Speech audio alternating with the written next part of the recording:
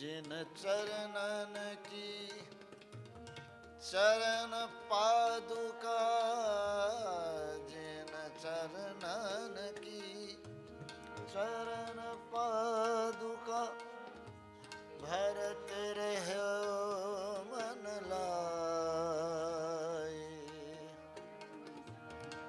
सोई केवट चरण धोई लीनी, सोई केवट चरण धोई लीनी, तब हरि नाव चलाए। भज मन राम चरण सुखदाई।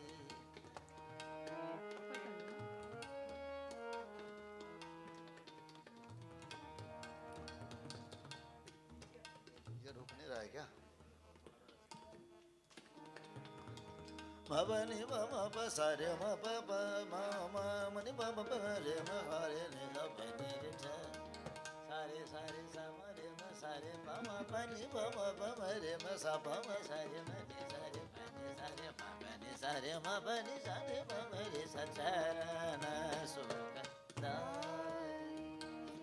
भज मन राम चरण सुखदाई।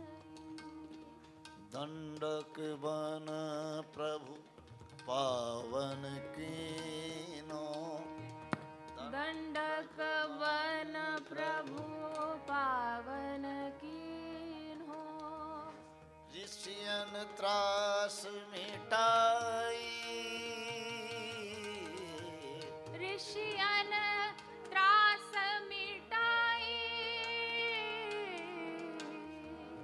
सोई प्रभु त्रिलोक के स्वामी, सोई प्रभु त्रैलोक्य के स्वामी। कनक मृगा संग धाई, भज मन राम चरण सुखदाई। भज मन राम चरण सुखदाई।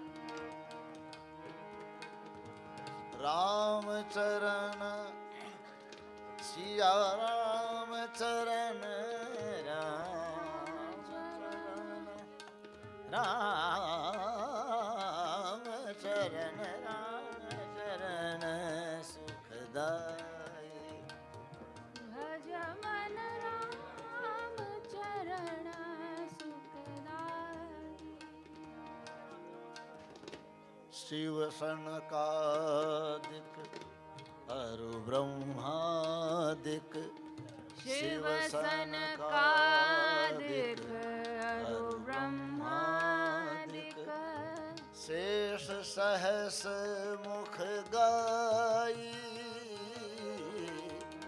शेष सहस मुख गाई।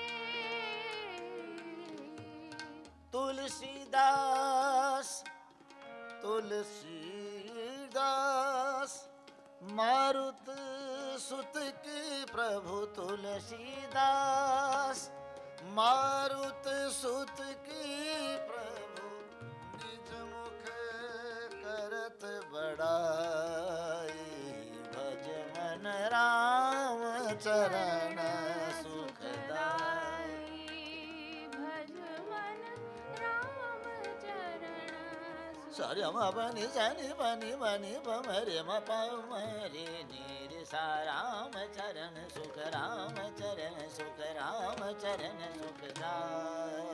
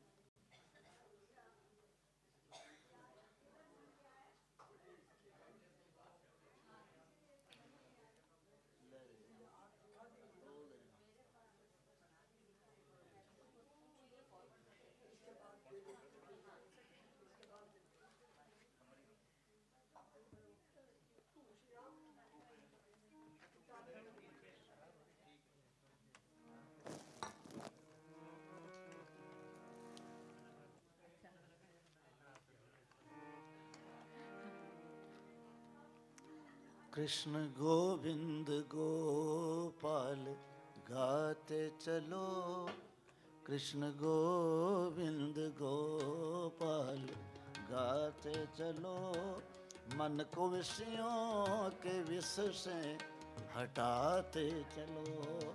कृष्ण गोपाल गोविंद गाते चलो, कृष्ण गोपाल गोविंद गाते चलो, मन को विषयों के विष से हटाते चलो, मन को विषयों के विष से हटाते चलो, कृष्ण गोविंद गोपाल गाते चलो, कृष्ण गोविंद गोपाल गाते चलो, मन को विषयों के विष से हटाते चलो। मन को विषयों के विष से हटाते चलो, गोपाल गाते चलो।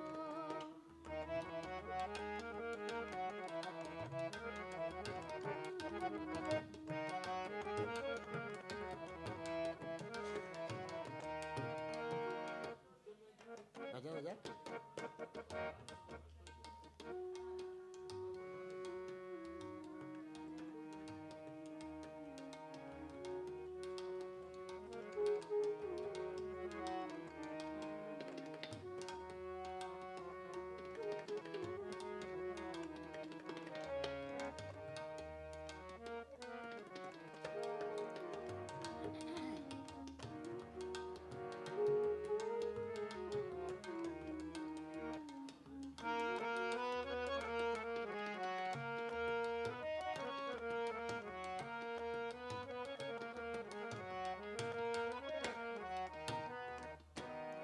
देखना इंद्रियों के न घोड़े खुले, देखना इंद्रियों के न घोड़े खुले, इन पे दिन रात संयम के कोड़े लगे, इन पे दिन रात संयम के कोड़े लगे, अपने रथ को सुमार्ग चलाते चलो, अपने रथ को सुमार्ग से चलाते चलो, कृष्ण गोविंद गोपाल गाते चलो, कृष्ण गोविंद गोपाल गाते चलो, कृष्ण गोविंद गोपाल गाते चलो, कृष्ण गोविंद गोपाल गाते चलो।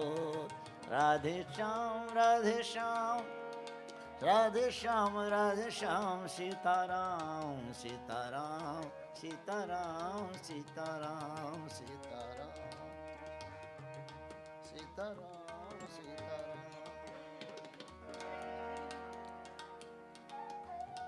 नाम जपते रहो काम करते रहो, नाम जपते रहो काम करते रहो, पाप की वासनाओं से डरते रहो, पाप की वासनाओं से डरते रहो, नाम धन का खजाना बढ़ाते चलो, नाम धन का।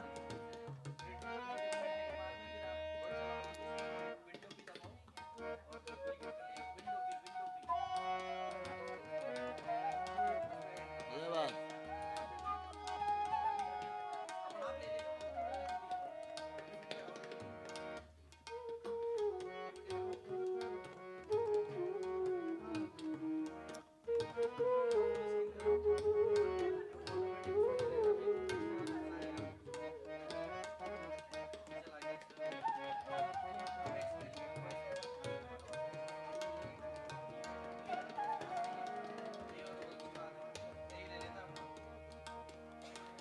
याद आएगा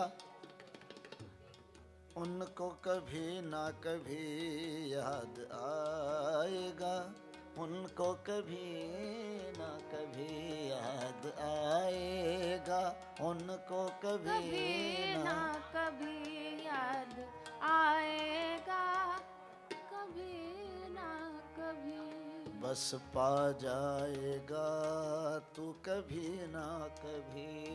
बस पा जाएगा तो कभी ना कभी।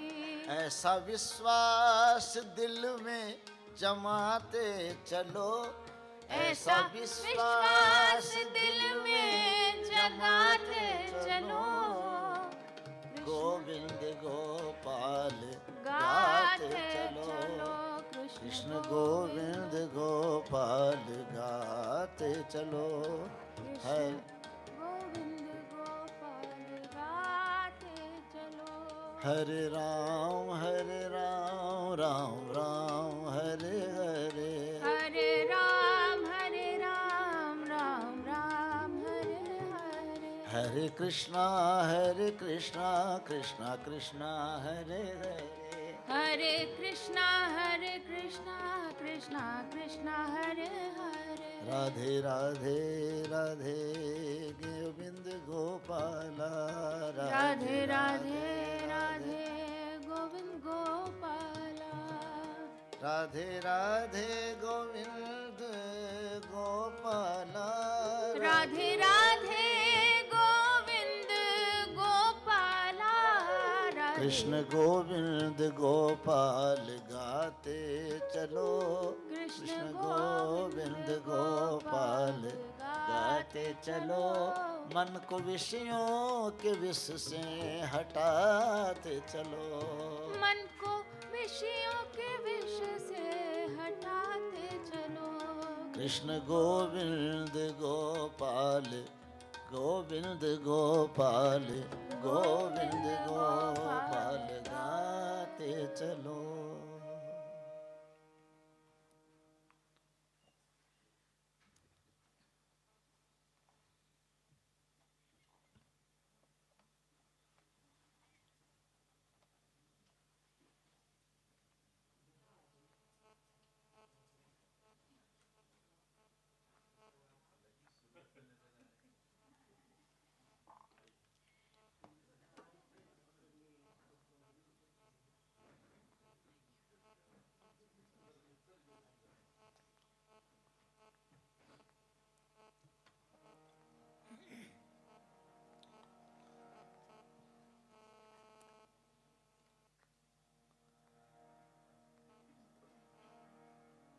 हरे राम राम राम हरे हरे, हरे राम राम राम हरे हरे। हरे कृष्णा कृष्णा कृष्णा हरे हरे, हरे कृष्णा कृष्णा कृष्णा हरे हरे। हरे राम राम राम हरे हरे, हरे राम राम राम हरे हरे। हरे कृष्णा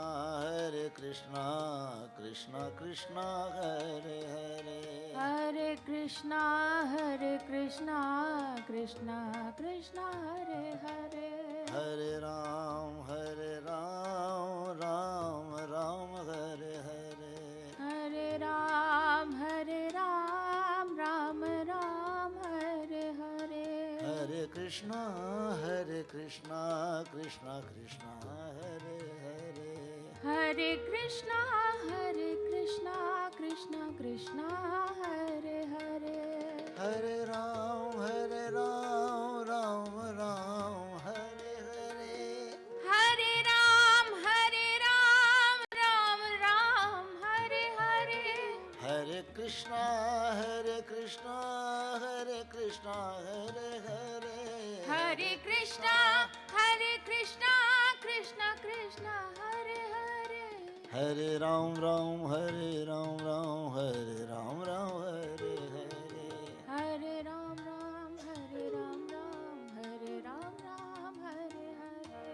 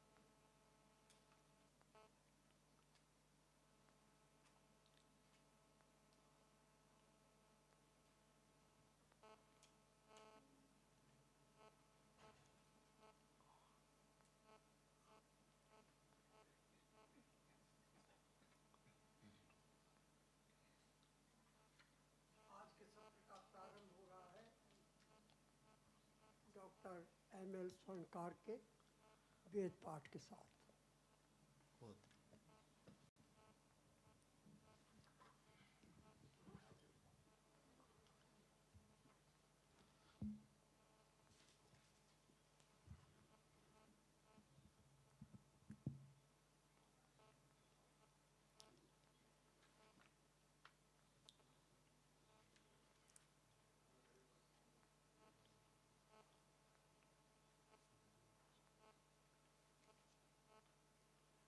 ओम श्री गणेशाय नमः। श्री माता पितृभ्यां नमः। श्री गुरुभ्यो नमः। ओम लंबोदरम परम सुंदरम एकदंतम रक्तांबरम त्रिनयनम परमं पवित्रम उद्यत दिवाकर निवोज्वल कांति कांतम विघ्नेश्वरम सकल विघ्नहरम नमामि। आज आचार्य जी हमारे मन के संकल्प कल्याणकारी हों, तन में मन है शिव संकल्प मस्तु। शिव संकल्प सुख से आज आप अपन आरंभ करेंगे। श्री गणेशाय नमः। हरि ओम। गणानां त्वा गणपतिगुं हवामहे प्रियाणां त्वा प्रियपतिगुं हवामहे निधीनां त्वा निधिपतिगुं हवामहे वसो मम आहम जानि गर्भदमा त्वं जासि गर्भधम् गायत्री त्रिष्टुप जगत्यनुष्टुप पंक्त्या सह बृहतुष्णिः ककुप्सूचिभिः संयन्तु त्वाम् द्विपदाश्च चतुःपदास्त्रिपदाश्च खट्पदाः विछन्दाश्च छन्दाः सूचिभिः संयन्तु त्वाम् सहस्तोमाः सह छन्दस आवृतः सह प्रमारिखयः सप्तदेव्याः पूर्वे खां पंथा मनुदृश्य धीरा अन्वालेभिरेरथ्यो नरस्मिन् जज्जाग्रतो दूरमुदैति दैवं तदुसुप्तस्य तथैवैति दौरङ्गमन् ज्योतिकान् ज्योतिरेकं तन्मे मनः शिवसङ्कल्पमस्तु। येन कर्माण्यपसो मनीखिणो जग्ने कृण्वन्ति विदते कुधीराः यद्पूर्वं जक्ष्मन्तः प्रजानां तन्मे मनः शिवसङ्कल्पमस्तु। यत्प्रज्ञानमुतचेतो धृतिश्ज्योतिरन्तर्मृतं प्रजासु यस्मान्न निरते किञ्चन कर्म क्रियते तन्मे मनः शिवसङ्कल्पमस्तु। येनेदं भूतं भुवनं भविष्यत् परिगृहीतममृतेन सर्वं येन जग्नस्तायते सप्तहोता तन्मे मनः शिवसङ्कल्पमस्तु। यस्मिन् ऋचः साम जजुगुखे यस्मिन् प्रतिष्ठा रत्नाभा विवाराः यस्मिंश्चित्तगुं सर्वमोतं प्रजानां तन्मे मनः शिवसङ्कल्पमस्तु। सुखारथिरस्वा निवजिन्मनुख्यानेनीयते भीषुभिर्वाजिन इव हृत्प्रतिष्ठन् जदजिरञ्जविष्ठन् तन्मे मनः शिवसङ्कल्पमस्तु। तन्मे मनः शिवसङ्कल्पमस्तु। हरिः ओम।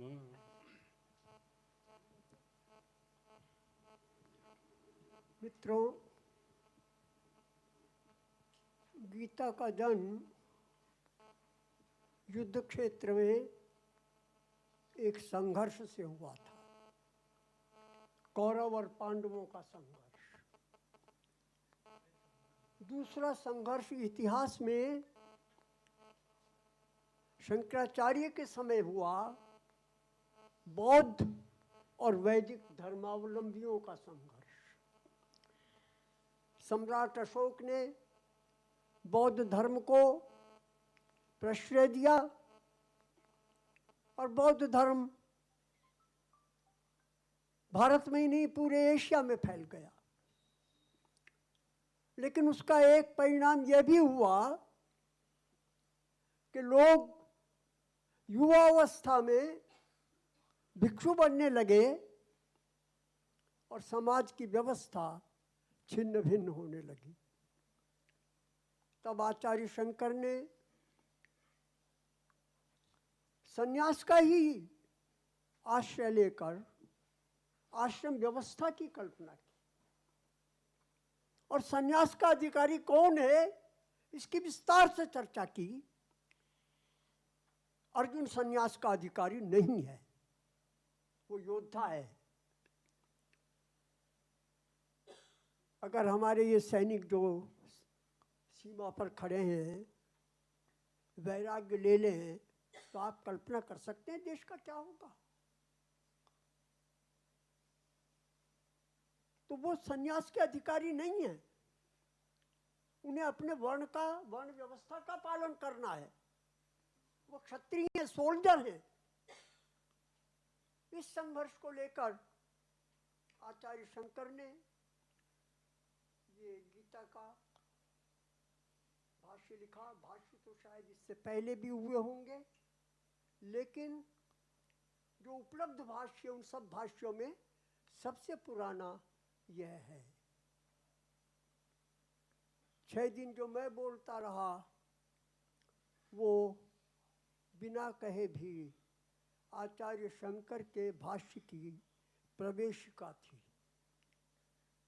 यानी उन वक्तव्यों को सुनने के बाद व्यक्ति में आचार्य शंकर का भाष्य पढ़ने की रुचि जागनी चाहिए, उसमें प्रवेश होना चाहिए, यह उसका प्रयोजन था।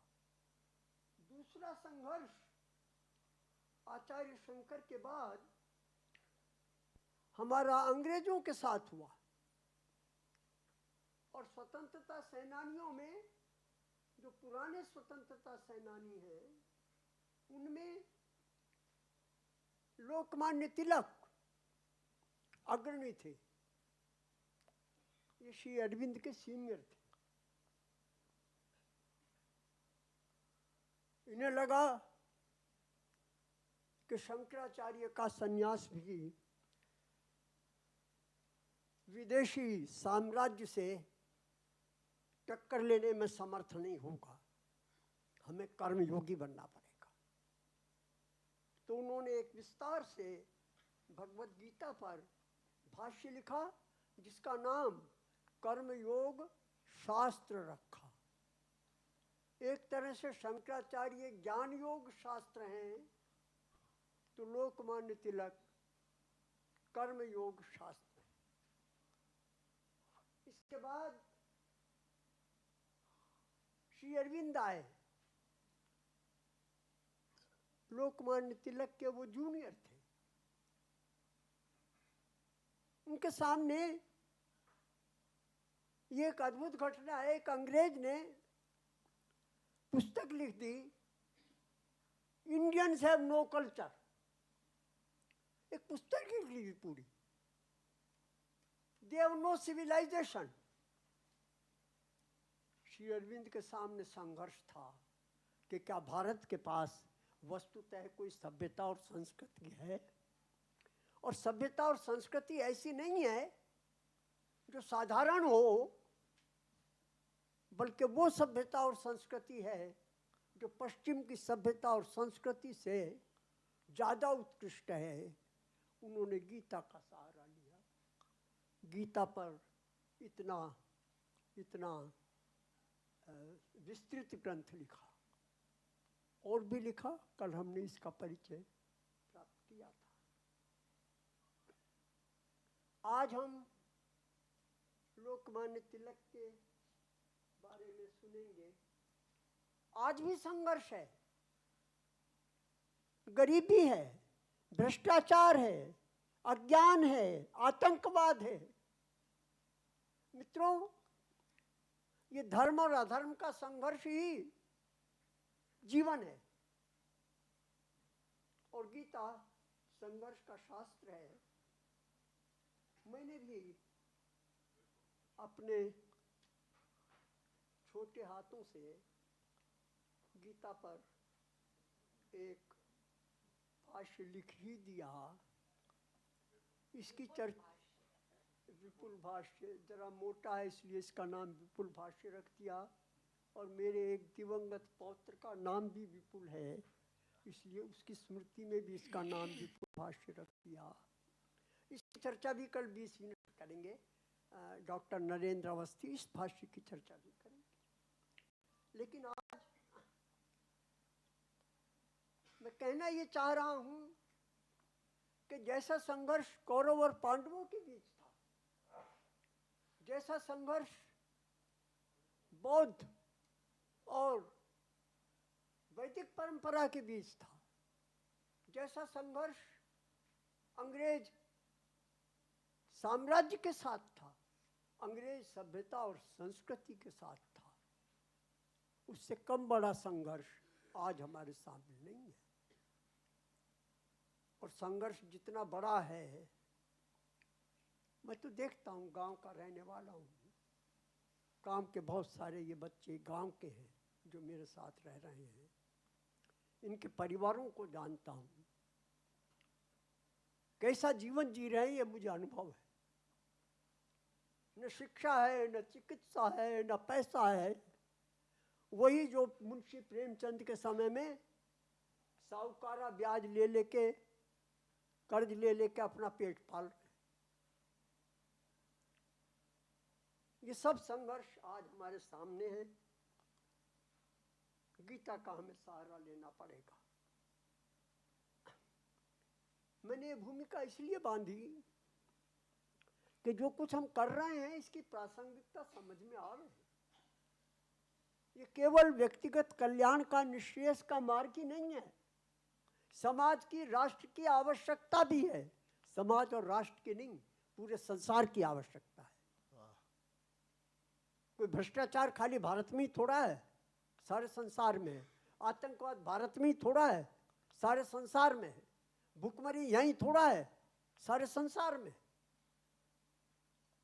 इससे हमें उभरना होगा तो हमें गीता का सहारा इसलिए लेना पड़ेगा कि गीता ने हमें संघर्ष करना सिखाया है, युद्ध करना सिखाया है। आज सौभाग्य से हमारे बीच हम सबके पूज्य डॉक्टर सुबोध चंद्र शर्मा जी हैं। इन्होंने अपनी प्रारंभिक शिक्षा विद्या भवन उदयपुर से ली, इंजीनियरिंग शिक्षा MBM इंजीनियरिंग कॉलेज जोधपुर से ली, अध्यापन कार्य किया जोधपुर में ही MBM इंजीनियरिंग कॉलेज में। फिर स्ट्रक्चरल इंजीनियरिंग में PhD की। 1971-72 में राजस्थान में computer programming in civil engineering का पहला कोर्स MREC में प्रारंभ किया। 1981 में राजस्थान के निजी क्षेत्र के पहले कंप्यूटर केंद्र SRB डेटा सेंटर की स्थापना। यहाँ 22 वर्षों तक अभियांत्रिकी परामर्श, structural engineering consultancy, computer programming and data processing services, computer शिक्षा, कंप्यूटर संबंधी इंजीनियरिंग कौशल की शिक्षा। 2001 से 2007 तक अमेरिका का दूसरा प्रवास किया। अलाबामा कृषि एवं यांत्रिक विश्वविद्यालय हंट्सविल में इंस्टीट्यूशनल रिसर्च नामक नए विभाग की स्थापना में भाग लिया और इंस्टीट्यूशनल डाटा कोऑर्डिनेटर के पद पर 6 वर्ष तक कार्य किया।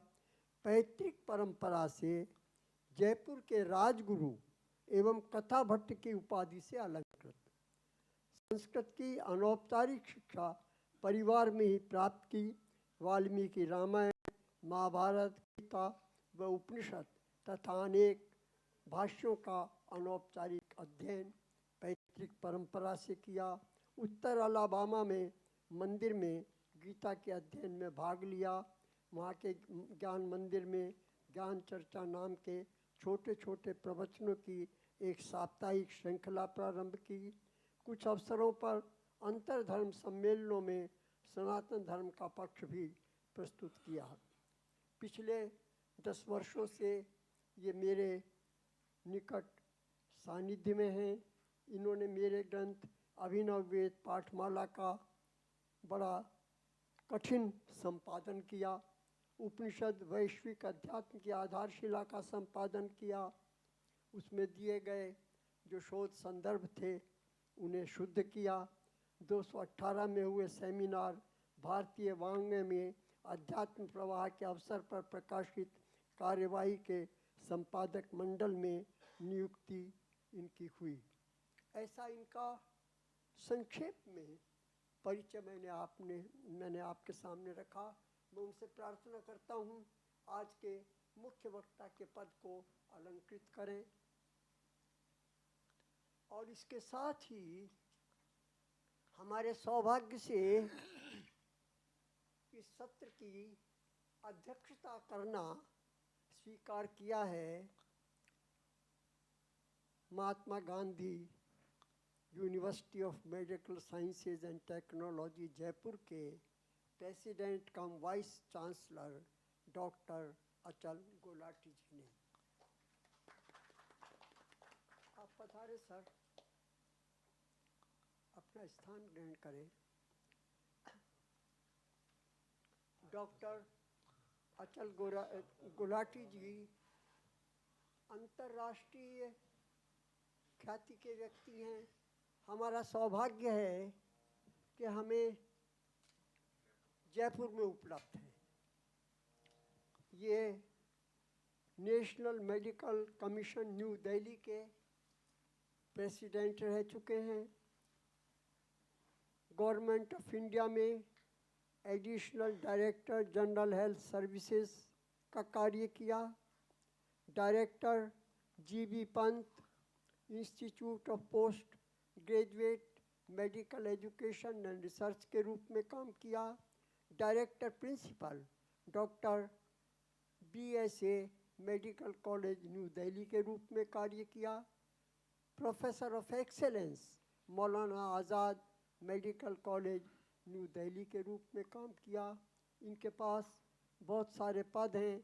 ये ईएनटी एक्सपर्ट हैं, एफए, एमएस, एफआईएओ, जीएचएनएस, एफआईएम, ऐसे ऐसी अनेक उपाधियां इन्हें प्राप्त हैं। हमारा सौभाग्य, हमारी प्रार्थना पर आज की अध्यक्षता इन्होंने स्वीकार की है। अब आज के मुख्य वक्ता डॉक्टर सुबोध शर्मा जी से मैं प्रार्थना करूंगा कि लोकमान्य तिलक का जो दृष्टिकोण गीता के प्रति उनके ग्रंथ में है उस पर प्रकाश डालने की कृपा करें।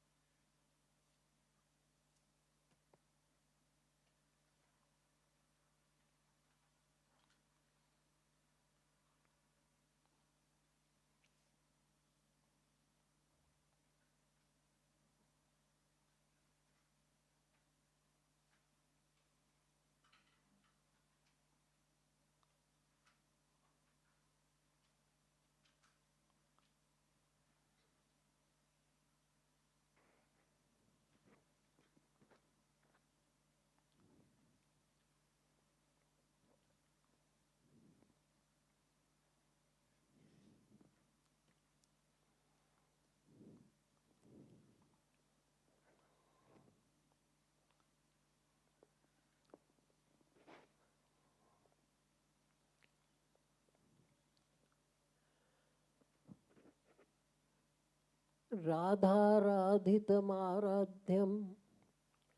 कृष्णं चन्द्रविहारिणं नौमि रत्नापणे संस्थं चांपावत्यास्तु मंदिरे। परिचय की एक लाइन और मैंने जोड़ दी है। रत्नों का जो बाज़ार है अर्थात जौहरी बाज़ार, वहाँ पर माजी साहब जयपुर की राजमाता उस करीब 184 साल पहले की बात है, तब उन राजमाता ने, जो उनका नाम चंपावत जी था, उन्होंने ये मंदिर बनवाया जो चंपावत जी के मंदिर के नाम से प्रसिद्ध है। वहाँ पर जो विग्रह है वो चंद्र विहारी जी के नाम से जाना जाता है और उस परंपरा से मैं हाजिर हुआ हूँ। तो वो पता एक मेरा एड्रेस अभी जो है वो अलग है, ये मेरा परमानेंट एड्रेस है। चंपावत जी का मंदिर, जौहरी बाजार, जयपुर।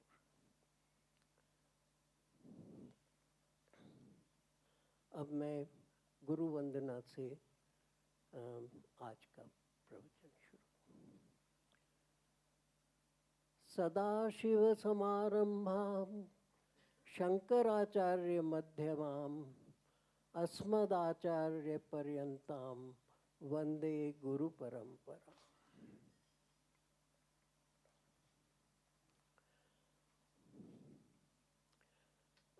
बहुत ही अच्छा परिचय लोकमान्य तिलक का और उनके गीता ग्रंथ का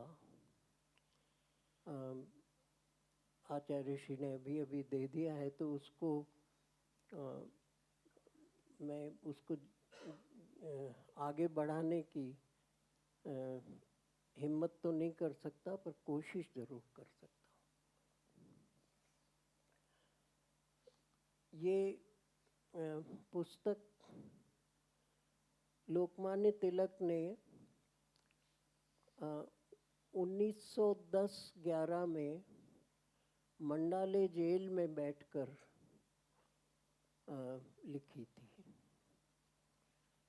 भगवान कृष्ण की बात करने के लिए जेल से अच्छी और क्या जगह हो सकती है। कल हमने रेणुका जी से सुना कि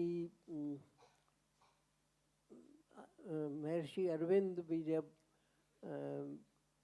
जेल में थे अलीपुर कांड के बाद, तब उनको सब जगह श्री कृष्ण के दर्शन हुए। तो ये हम शुरुआत करेंगे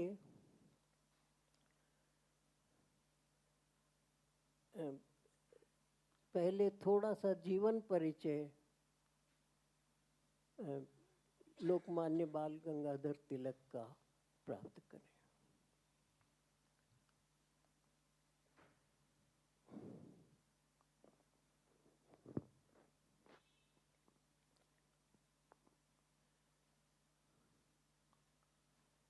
सन 1856 आपको याद दिलाना चाहिए 1857 की क्रांति का।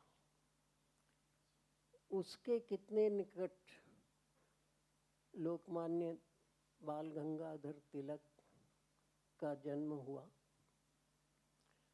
इनके ये मराठी चित पावन ब्राह्मण, जो मराठियों में मराठी में 3 प्रकार के ब्राह्मण वहाँ पाए जाते हैं। सब ये दावा करते हैं हम आपसे बाकी लोगों से अच्छे हैं, जैसा सब जगह पूरे भारत में सब ब्राह्मणों में यही सर फूटने का कारण बना है। तो ऐसे परिवार में उनका जन्म हुआ और समय हमने देखा भारत के इतिहास में एक बड़ा महत्वपूर्ण समय था, और उस वक्त हवा में ही क्रांति की लहर उठी थी। लोकमान्य तिलक के बारे में एनसाइक्लोपीडिया ब्रिटानिका ने जो लिखा है, वो क्योंकि ब्रिटिश साम्राज्य से इन्होंने संघर्ष किया, लेकिन ब्रिटानिका में ही उनके बारे में जो लिखा है वो यहाँ पे उद्धृत है। Scholar, mathematician, philosopher and ardent nationalist who helped lay the foundation for India's independence. यही बात करीब करीब महात्मा गांधी ने जब लोकमान्य तिलक की बात की, जीवन काल में दोनों में काफ़ी मतभेद रहता था और लोग समझते थे कि उनके बारे में कोई बहुत बड़ी बात नहीं कहेंगे। पर महात्मा गांधी ने लोकमान्य तिलक के लिए कहा कि ये जितना स्वराज्य मूवमेंट हमने चलाया है, इस सब का मूल तिलक महाराज से होता है। इनके पिताजी स्कूल अध्यापक थे बम्बई में, और वहीं पर आपका जन्म हुआ। करीब 10 साल की आयु में वो पूरा परिवार, मतलब 10 साल जब तिलक महाराज की आयु थी, तब वो परिवार बम्बई से पूना आ गया, और इनकी मुख्य शिक्षा वगैरह सब पूना में, जो डेक्कन कॉलेज उन दिनों में मशहूर होता था, वहाँ पर उन्होंने पढ़ाई की। जैसा पुराने समय में होता था, 15 साल की आयु में इनकी शादी हो गई, और दैवयोग से जब इनकी आयु 16 साल की थी, तभी इनके पिता का एक बड़ी बीमारी से स्वर्गवास हो गया। तो इनके जीवन में ये एक बड़ी घटना है, उसका जिक्र हम वापस एक बार करेंगे। शिक्षा में उन्होंने बीए इंग्लिश, फिलॉसफी और मैथमेटिक्स से पढ़ाई की, बीए पास किया, और उसके बाद वो एमए की पढ़ाई कर रहे थे, लेकिन किसी कारण से उन्होंने एमए की पढ़ाई छोड़ के एलएलबी की पढ़ाई शुरू कर दी, और एलएलबी पास भी कर लिया, पर बाद में उन्होंने वकालत नहीं करने का फैसला किया, और उसके बाद अपना ही उन्होंने एक स्कूल पूना में शुरू किया, और उस स्कूल को जो सोसाइटी चला रही थी, इनके कुछ मित्र और सहयोगी भी उनके साथ थे, उन्होंने डेक्कन एजुकेशन सोसाइटी नाम से एक संस्था बनाई। वहाँ से उन्होंने पहले स्कूल से शुरुआत की, फिर उसको धीरे धीरे बढ़ाते गए, और जो पूना का सबसे मशहूर फर्गुसन कॉलेज है, वो उसी सोसाइटी से बना है। तो ये क्योंकि लोकमान्य तिलक ने देखा कि जब ये अंग्रेज़ राज कर रहे हैं और इनकी बात को हमको समझना है, फिर काटना है, तो अगर समझेंगे तो उनकी भाषा में ही समझ सकते हैं, इसलिए ये अंग्रेज़ी माध्यम से उन्होंने पढ़ाई सब करवाई, और स्वयं भी उन्होंने अंग्रेज़ी में ही पढ़ी। संस्कृत उन्होंने वंश परंपरा से घर में ही सीखी। उसके बाद समाज के उत्थान में उनका इतना वो था कि लोगों को इकट्ठा करने के लिए उनको जो एक सबसे बड़ा बहाना मिला, वो ये कि उन्होंने सार्वजनिक गणेशोत्सव की शुरुआत की।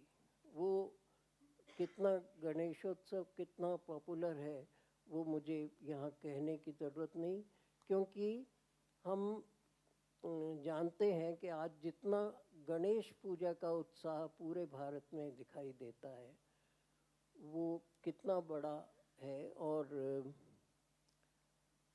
उसकी शुरुआत जिस बीज जो उसका था, वो लोकमान्य तिलक का शुरू किया हुआ है। उसके बाद इन्होंने ये काम 1893 का है। 1895 में इन्होंने एक प्रयत्न और किया कि शिवाजी की जयंती, उसको उन्होंने शिव जयंती नाम दिया, वो भी पूरे महाराष्ट्र में मनाई जाए, और वो अभी तक मनाई जाती है, पर वो महाराष्ट्र से बाहर उसका उतना प्रचार नहीं हुआ।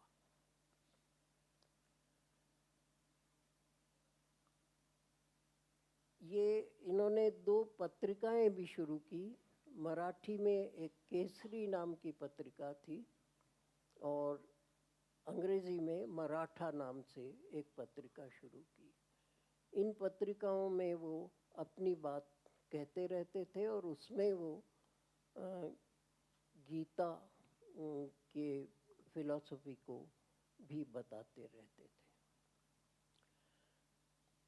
1897 से थोड़ा पहले एक अंग्रेज़ कलेक्टर था रैंड नाम का।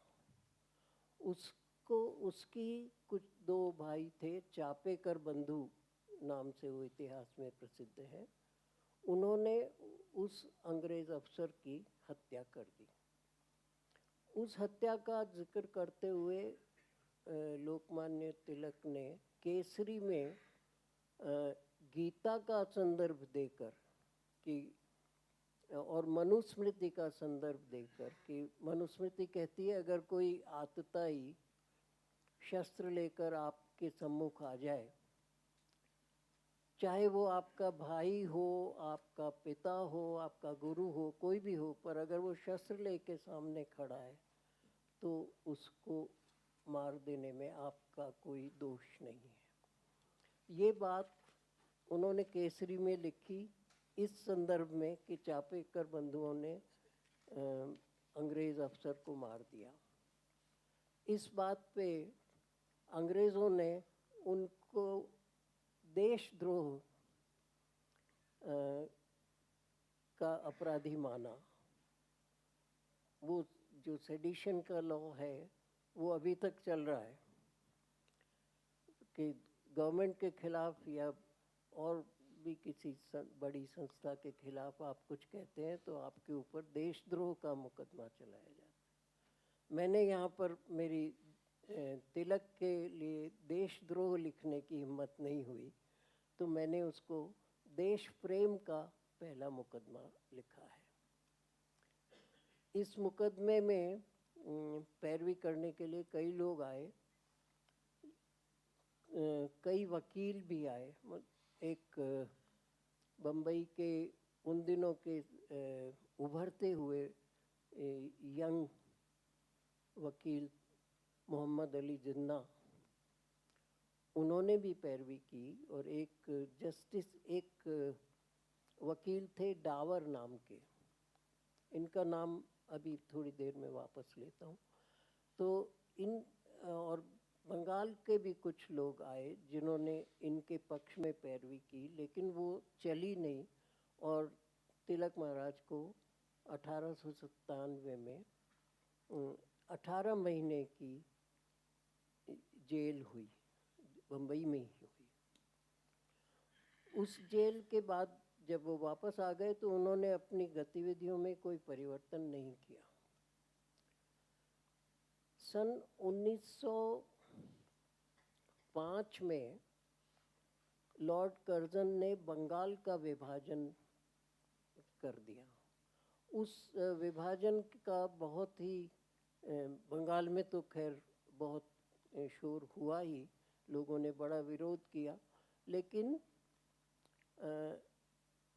यहाँ केसरी अखबार ने भी उसका बहुत विरोध किया और लोकमान्य तिलक ने उस विरोध का समर्थन किया। तो उसी समय उस रोष में आपने खुदीराम बोस का नाम सुना होगा, बंगाल के क्रांतिकारी थे और एक और उनके सहयोगी। उन लोगों ने मुजफ्फरपुर में एक अंग्रेज़ अफसर की हत्या करने के इरादे से बम विस्फोट किया, लेकिन उस दिन जिस बग्गी में वो अंग्रेज़ अफसर जाता था उसमें संयोग से उस अफसर के बजाय 2 अफसरों की पत्नियां जा रही थीं, तो उस विस्फोट में वो मारे गए। और इनको खुदीराम बोस को फांसी हुई वो तो सब हम जानते हैं। इस घटना का फिर से केसरी में करीब करीब उन्हीं शब्दों में समर्थन हुआ। और उसके बाद फिर से एक दूसरा देश प्रेम का मुकदमा तिलक महाराज पे चला। और इस मुकदमे में जो जज थे वो मिस्टर डावर, जो कि पहले मुकदमे में इनके वकील थे, वो यहाँ पर जज बने। लेकिन पता नहीं क्या कारण था, उन्होंने बहुत ही खराब, मतलब कठोर तो दिया ही, लेकिन वो जजमेंट की जो लैंग्वेज थी उसकी भी इंग्लैंड तक बुराई हुई कि इस तरह से किसी भी अभियुक्त के बारे में भी आप नहीं लिख सकते। तो उस मुकदमे के बाद इनको 6 वर्ष की जेल हुई। उस 6 वर्ष की जेल में, और वो जेल कहाँ हुई, उसको मंडाले जेल, मंडाले एक स्थान है बर्मा में, बर्मा में उनको रखा गया 6 वर्ष तक। उसी जेल पीरियड में ये गीता रहस्य पुस्तक कर्मयोग शास्त्र की, जिसके बारे में आज हम चर्चा करने जा रहे हैं, वो लिखी गई। एक बार और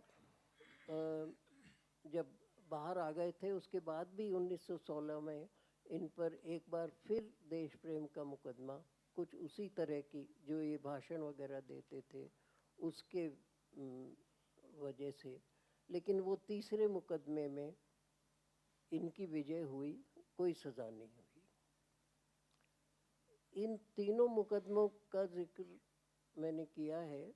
वो वकील जो कॉमन वकील थे इसमें, वो मोहम्मद अली जिन्ना ही थे। वो उस वक्त बम्बई के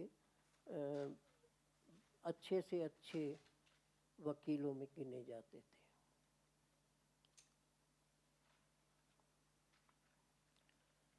अब इसके बाद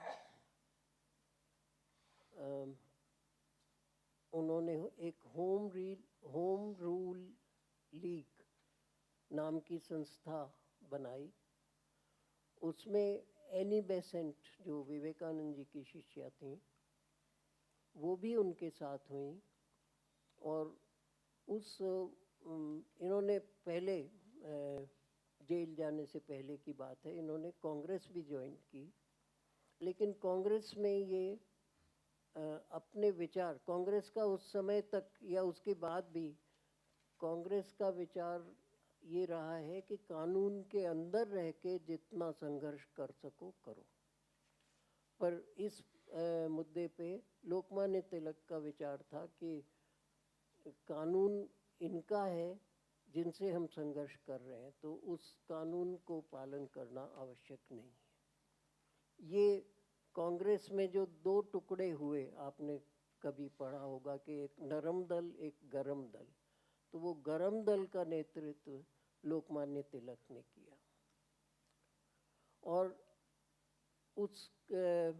उसके बाद किसी कॉन्फ्रेंस के लिए आपने इंग्लैंड की यात्रा भी की, पर वहाँ से आने के बाद फिर स्वास्थ्य इनका रहा और कमज़ोर रहा, और 1920 में उन्होंने शरीर त्याग दिया। पर वो उससे पहले ये ग्रंथ जिसकी आज हम बात कर रहे हैं, ये छप चुका था। मेरे पास जो, अब मैं इस पुस्तक पर आ रहा हूँ।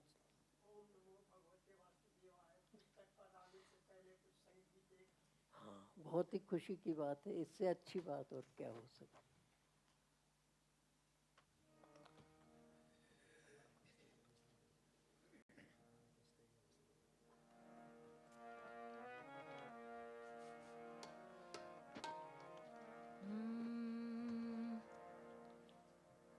मन पछते हैं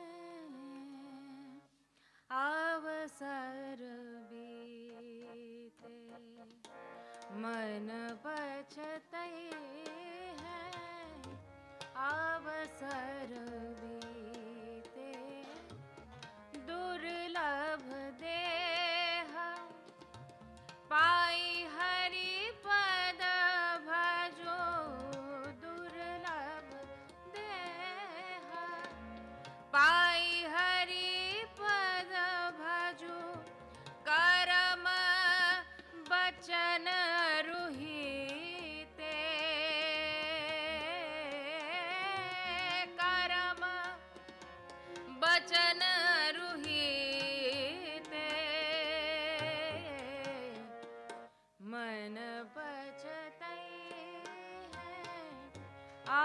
अवसर बीते।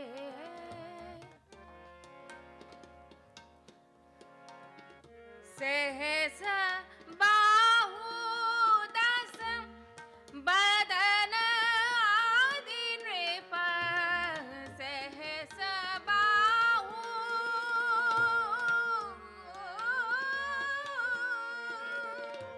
सहस बाहु दस बदन आदि नृप।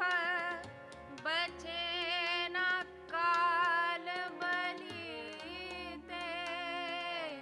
हाँ, हम करी धन धाम संवारे। हम करी धन धाम संवारे। अंत चले उठी रीते। मन पछतई है अवसर बीते। मन पछतई है अवसर बीते।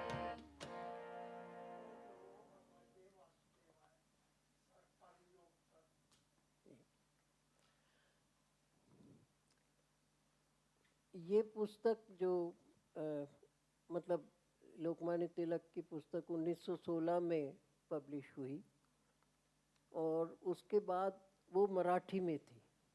उसके बाद उसके कई भाषाओं में अनुवाद हुए। ये जो मेरे पास अनुवाद है और सर के पास जो है ये उनका माधवराव सप्रे ने हिंदी में अनुवाद किया है। और इस जो संस्करण मेरे हाथ में है ये 1919 का छपा हुआ है। मतलब आज से 104 साल पहले हमारे पास ये पुस्तक कैसे आई ये तो मैं नहीं कह सकता, पर पिताजी इसको बहुत पढ़ते थे। पिताजी ने 1919 में तो नहीं खरीदी क्योंकि उस समय उनकी आयु सिर्फ 3 साल की थी, तो कभी न कभी बाद में उन्होंने खरीदी है और इसको वो बहुत पढ़ते थे। उसका कारण गीता तो वैसे भी उन्होंने खूब पढ़ी थी, ओरिजिनल महाभारत से भी महाभारत की कथा करते थे तो वहाँ भी उन्होंने खूब गीता पढ़ी। लेकिन ये इसलिए उनको पसंद थी कि इसमें महाभारत के संदर्भ में तिलक महाराज ने बहुत कुछ कहा है। करीब करीब हर 2-1 पेज के बीच में एक कहीं न कहीं महाभारत का और विशेषकर शांति पर्व का या अनुशासन पर्व और वन पर्व, ये 3 है जहाँ पर महाभारत में ज्ञान का विस्तार हुआ है। तो उन पर्वों का बहुत जिक्र इस पुस्तक में है, इसकी वजह से वो उनको प्रिय थी। मेरे पिताजी का जब देहावसान हुआ उससे 1 दिन पहले डॉक्टर GR सिंघवी थे अपने संतोकबा में, वो उनको देखने, वही उन्हीं का इलाज चल रहा था और काफ़ी दिनों से उनके हार्ट की दवाइयाँ वगैरह होती। तो 1 दिन पहले वो आए, उस वक्त पिताजी यही पुस्तक पढ़ रहे थे बिस्तर में लेटे लेटे। तो डॉक्टर साहब ने कहा कि इतनी भारी पुस्तक जितना तो आपका हार्ट ही नहीं है, इसको आप कैसे उठा रहे हो। तो उसके ये एक व्यक्तिगत मेरा जो इस पुस्तक के साथ प्रेम है उसका मैंने छोटा सा। इसके बाद हम इस पुस्तक पर आते हैं और इसकी जो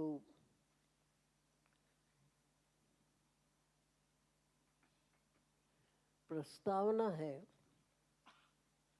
उस प्रस्तावना के शुरू में संत टीकाराम के एक अभंग का उन्होंने वर्णन किया है। ये जो हम देख रहे हैं, संतों की उच्छिष्ट उक्ति है मेरी वाणी, जानूं उसका भेद भला क्या मैं अज्ञानी।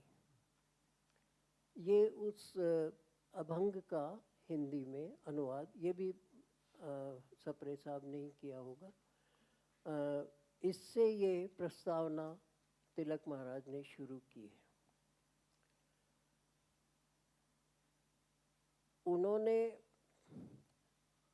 जिक्र किया है कि मैंने गीता में पहला परिचय मेरा गीता के साथ 16 वर्ष की आयु में हुआ, जबकि पिता मृत्युशैया पर थे और उनको गीता सुनाने का आदेश मुझे मिला।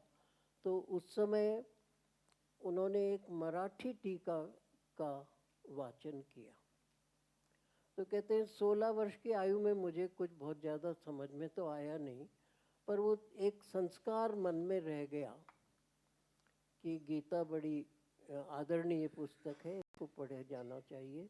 तो धीरे धीरे मैं इसके जो जो भाष्य उपलब्ध थे उनका अध्ययन करता रहा, और उसके बहुत सारे भाष्यों का अध्ययन किया जैसे जैसे बड़े होते गए।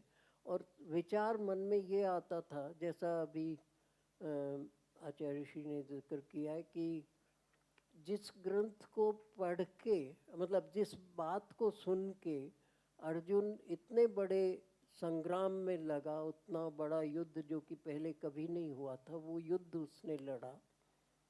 और उसका जो जितने भाष्य मिलते हैं सब में वो निवृत्ति की बात करते हैं, संन्यास लेने की बात करते हैं। संन्यास लेने को तो वो वैसे ही तैयार था। श्रेयो भोक्तुम भैक्ष्यमपि है लोके, ये तो अर्जुन के खुद के वचन है कि मैं तो इनको मारने से तो अच्छा है कि मैं भीख का कटोरा लेके निकल जाऊं। लेकिन ये बात गीता कह नहीं सकती, ऐसा उनके मन में हमेशा वो संशय रहा। और उन्होंने सारे भाष्य पढ़े, जिन जिन भाष्यों का अभी आचार्य श्री ने नाम लिया है, और अभी एक बार फिर हम उनकी बात करेंगे। तो उसके बाद उनको फिर भी ये पता नहीं चला कि निवृत्ति मार्गी, ये शंकराचार्य जी ने जब गीता का भाष्य लिखा है तो उसमें उन्होंने जो उसका इंट्रोडक्शन है उपोद्घात, उसी में लिखा है कि भगवान ने निवृत्ति मार्ग और प्रवृत्ति मार्ग, दो तरह के मार्ग चलाए। और उन्होंने, शंकराचार्य जी ने निवृत्ति मार्ग का ही प्रतिपादन किया है और सबको कहा है कि उसी मार्ग में आपका कल्याण होता है। तो ये बात तिलक को स्वीकार नहीं हुई। उन्होंने कहा कि गीता मतलब उन्होंने उन भाष्यों को भी पढ़ा, वहाँ उन भाष्यों से भी उनका समाधान नहीं हुआ। तो इसमें प्रस्तावना में लिखा है कि उन सब भाष्यों को मैंने पोटली बांध के ऊपर रख दिया और उसके बाद मूल गीता को बार बार पढ़ा। कई बार उसको पढ़ने से ये सार निकला कि गीता निवृत्ति प्रधान नहीं है, कर्म प्रधान है। और इसलिए उन्होंने ये कर्म योग नाम की, ये पुस्तक तो बहुत बाद में लिखी, उससे पहले उन्होंने कई जगह इस आशय के व्याख्यान दिए। और उसके ऊपर वो कहते हैं 1902 में मैंने पहला व्याख्यान इस विषय में दिया। फिर बाद में अपने मित्रों से भी मैं जिक्र करता रहता था और धीरे धीरे ये धारणा पक्की हो गई कि गीता कर्म प्रधान है। तो उसके बाद इस पर लिखने के लिए, क्योंकि फुर्सत चाहिए और वो कई तरह के सामाजिक कार्यों में और स्वतंत्रता संग्राम में उलझे हुए थे, तो वो फुर्सत उनको मिली मंडाले में जेल में बैठ के। और वो कहते हैं कि वहाँ भी एक लाइन लिखी है कि अंग्रेज़ सरकार की मेहरबानी से मुझे कागज़ और वो पुस्तकें उपलब्ध हुई, तो उनसे मैंने, उनकी जो ओरिजिनल मैन्युस्क्रिप्ट है वो पेंसिल से लिखी हुई है। स्याही अलाउड नहीं थी जेल में, क्योंकि स्याही तो आदमी पी के सुसाइड कर ले, इसलिए स्याही अलाउड नहीं थी। तो उनके सारे जो पूरी मैन्युस्क्रिप्ट पेंसिल से लिखी हुई है, और वो बाहर आकर के उन्होंने उस मैन्युस्क्रिप्ट को का शोधन किया। वो सन 1914 में जब जेल से छूट के वापस आए, तब वो उसका संशोधन किया, दूसरे ग्रंथों से जो उसमें उद्धरण देने थे वो भी दिए। इस तरह से ये पूरी हुई 1916 तक, और 1916 में वो मराठी में पब्लिश हुई।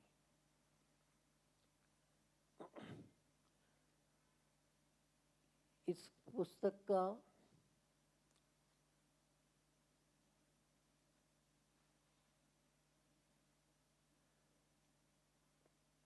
कलेवर, ये करीब 850 पेज की पुस्तक है।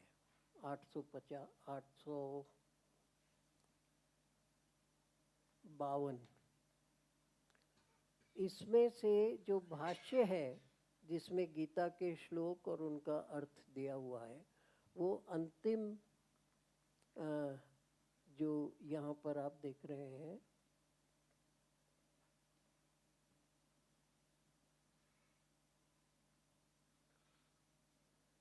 इस गीता भाष्य में करीब 250 पेज लगे हैं।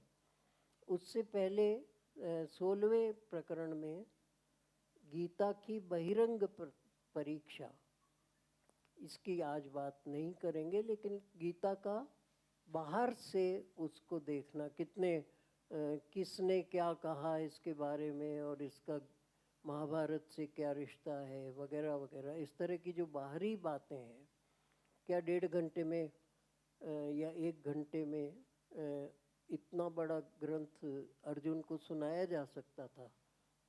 650 श्लोक इसमें कृष्ण भगवान ने बोले हैं, तो इतनी बड़ी बात कहने के लिए समय भी तो चाहिए, और वहाँ तो युद्ध की शुरुआत होने वाली थी।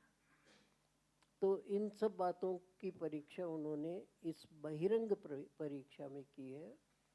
और अक्सर लोग यही आर्गुमेंट देते हैं, तो ये जवाब उन्होंने नहीं दिया, लेकिन मैं अपनी तरफ से निवेदन कर रहा हूँ कि ये गीता वहाँ पर हुई, और उसके बाद भी युद्ध एकदम शुरू नहीं हुआ। उसके बाद हम देखते हैं कि युधिष्ठिर अपने सब शस्त्र छोड़ के रथ से उतर के पैदल पैदल भीष्म पितामह के पास जाते हैं, और उनसे कहते हैं, उनका आपस में डायलॉग होता है, और उनसे कहते हैं कि आप हमको युद्ध की आज्ञा दीजिए। भीष्म पितामह कहते हैं, हाँ मैं तुमको आज्ञा देता हूँ, अगर तुम ये आज्ञा लेने नहीं आते तो मैं तुमको श्राप देता, लेकिन अब मैं तुमको विजय का आशीर्वाद दे रहा हूँ। फिर यही बात उन्होंने द्रोणाचार्य से करी, और करीब करीब महाभारत में वो पूरे श्लोक करीब करीब रिपीट ही होते हैं। वो द्रोणाचार्य से भी वही बात हुई, और उन्होंने भी वही जवाब दिया। उसके बाद वो उनके मामा शल्य, जो कि कौरव सेना में चले गए थे, उनके पास गए, कृपाचार्य के पास गए। इस तरह से युधिष्ठिर को इन सब के पास घूम के आने में भी 1 घंटा लगा होगा। तब तक युद्ध शुरू नहीं हुआ। युद्ध उसके बाद शुरू हुआ, जब वापस सब लोग अपने अपने रथों पे व्यवस्थित हो गए। इसलिए काफ़ी फुर्सत से भगवान ने गीता सुनाई है। ये संशय हमको नहीं करना चाहिए कि रथ में बैठ के और युद्ध के बीच में वो कैसे, अगर वो माहौल नहीं होता तो शायद गीता का ये स्वरूप बनता भी नहीं। खैर, तो अब ये 250 श्लोक जो उसमें है, मतलब 250 पेज जो गीता भाष्य के लिखे गए, और 100 पेज जो बहिरंग परीक्षा में गए, उसके अलावा जो बचते हैं वो भी करीब 550 पेज हैं, और उनकी बात आज करना मेरे बस में नहीं है।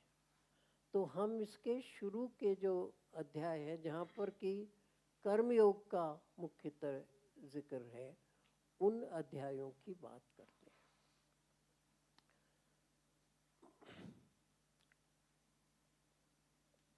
जैसा हमने शुरू किया, पहले वो मोटे तौर पे गीता शब्द का अर्थ वो हमको आचार्य श्री ने बहुत अच्छी तरह समझा दिया है।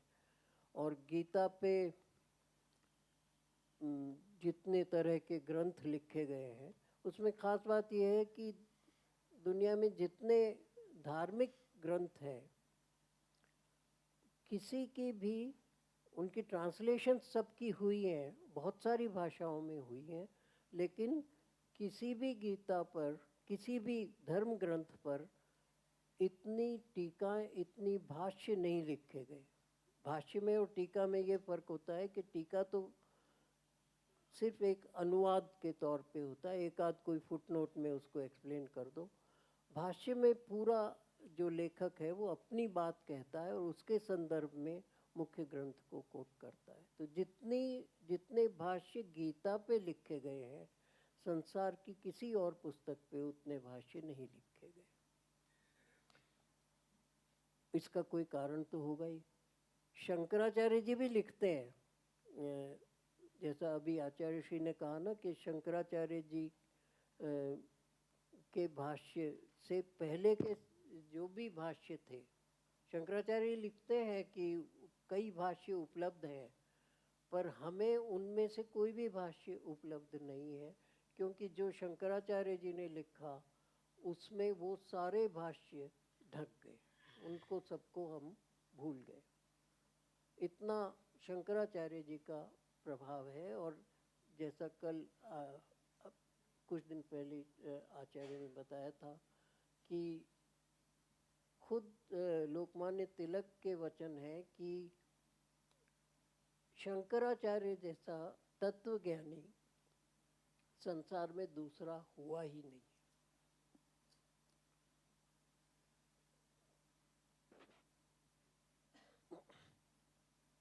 वैसे रामसुखदास जी महाराज ने यही बात स्वामी शरणानंद जी के लिए कही थी। खैर वो एक, तो सबसे पहले जो भाष्य हमें उपलब्ध है वो आदि शंकराचार्य जी का है, और उन्होंने अद्वैत मार्ग का उस प्रतिस्थापन किया। उसमें उन्होंने माया का अस्तित्व स्वीकार किया कि जो कुछ हम देख रहे हैं वो माया है, मिथ्या है। इस मिथ्या वाली बात को श्री रामानुजाचार्य नहीं पचा पाए। उन्होंने कहा कि अगर ऐसा होता है कि ये सब मिथ्या है तो हम तो अज्ञानी हैं, चलो हम फिर भी इसको सही मान रहे हैं, पर भगवान तो अज्ञानी नहीं थे।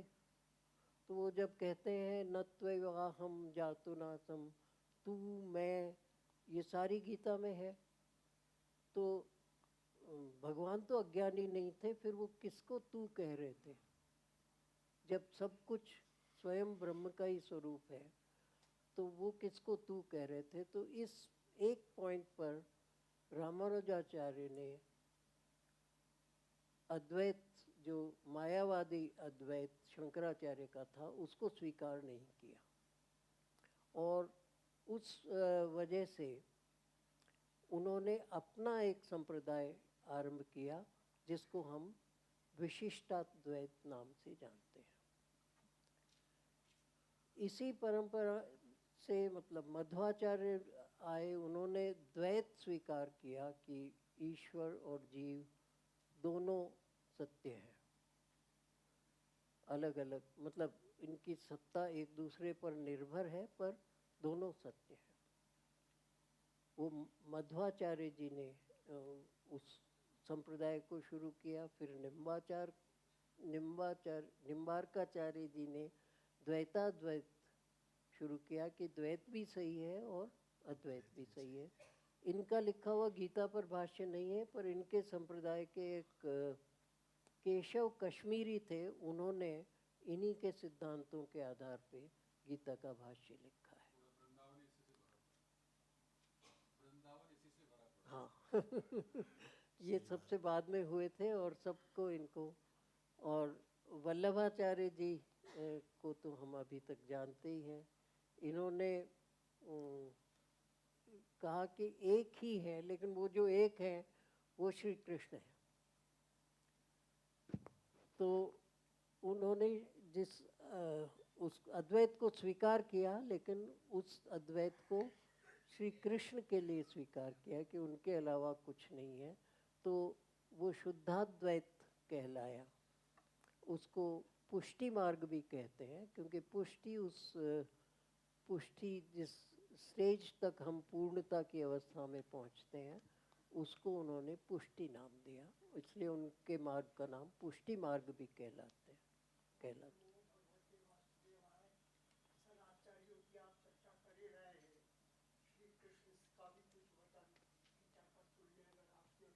हाँ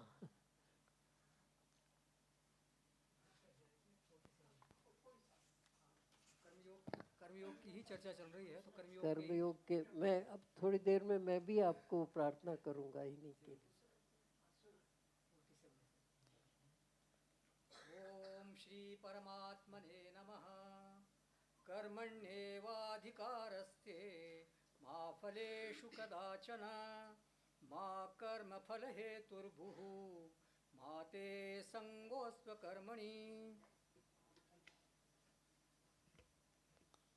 अधिकार केवल कर्म करने का नहीं, फल में कभी होना न तू फल है, तू भी मत छोड़ देना कर्म भी। योगस्थः कुरु कर्माणि संगं त्यक्त्वा धनंजय, सिद्ध्य सिद्ध्योः समो भूत्वा समत्वं योग उच्यते। आसक्ति सब तज, सिद्धि और असिद्धि मान समान ही, योगस्थ होकर कर्म कर है योग समता ज्ञान ही। दूरेण ह्यवरं कर्म बुद्धियोगात् धनंजय, बुद्धौ शरणम् अन्विच्छ कृपणः फलहेतवः। इस बुद्धि योग महान से सब कर्म अतिशयहीन है, इस बुद्धि की अर्जुन शरण लो, चाहते फल दीन है। बुद्धि युक्तो जहातीह उभे सुकृत दुष्कृते, तस्माद् योगाय युज्यस्व योगः कर्मसु कौशलम्। जो बुद्धियुत है पाप पुण्यों में न पड़ता है कभी, बन योग युत है योग ही यह कर्म में कौशल सभी।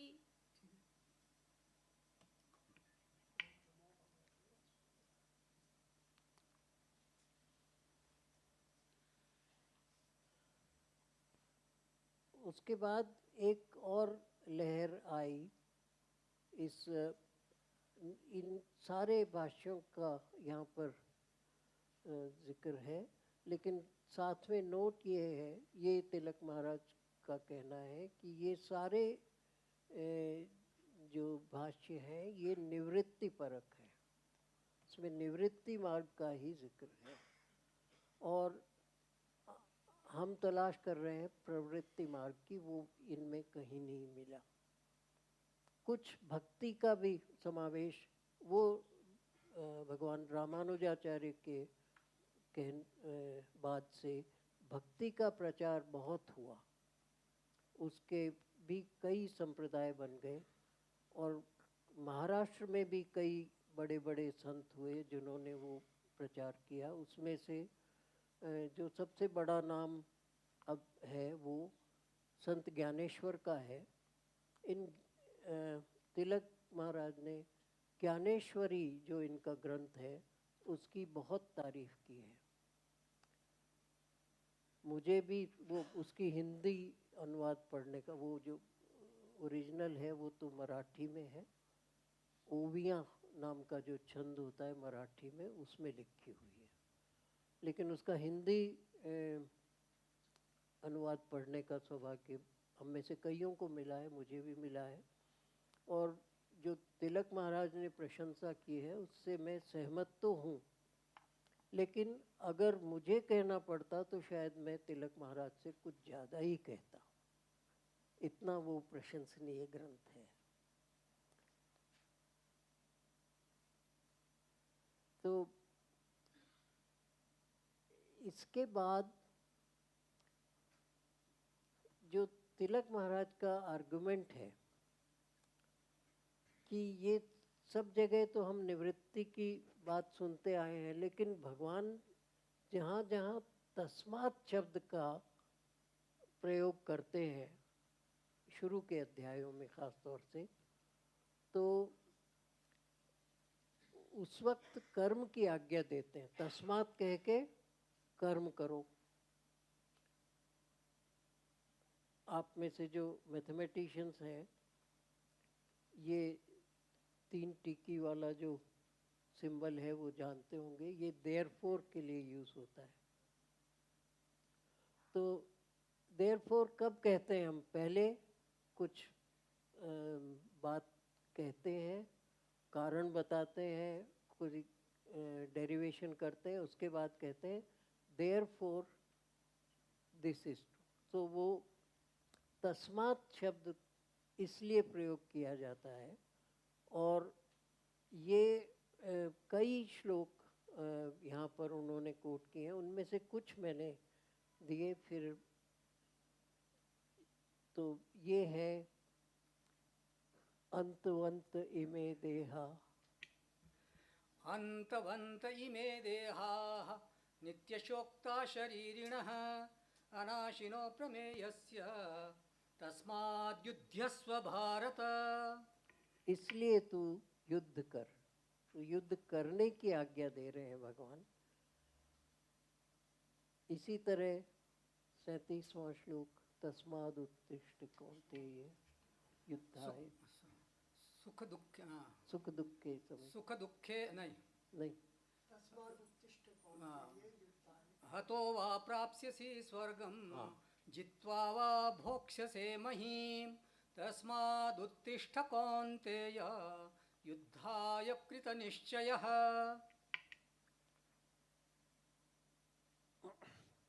एवं ज्ञात्वा कृतं कर्म, एवं ज्ञात्वा कृतं कर्म पूर्वैरपि मुमुक्षुभिः कुरु कर्मैव तस्मात् त्वं पूर्वैः पूर्वतरं कृतम्। और फाइनली जो मामनुस्मर युद्ध के 8वें अध्याय से, हाँ हाँ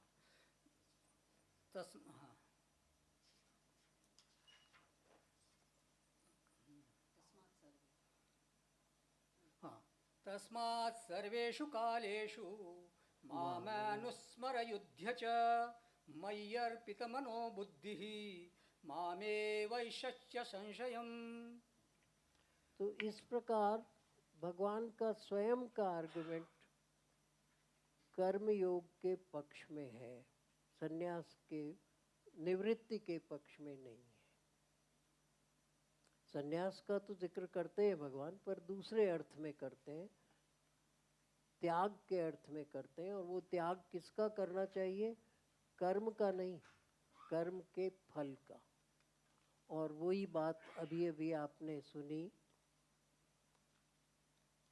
कर्मण्येवाधिकारस्ते। इसके नीचे जो यहाँ पर हाथ की लिखाई है वो आचार्य श्री के हाथ की लिखाई है, और ये इसका अर्थ वो है जो शंकराचार्य जी ने दिया है।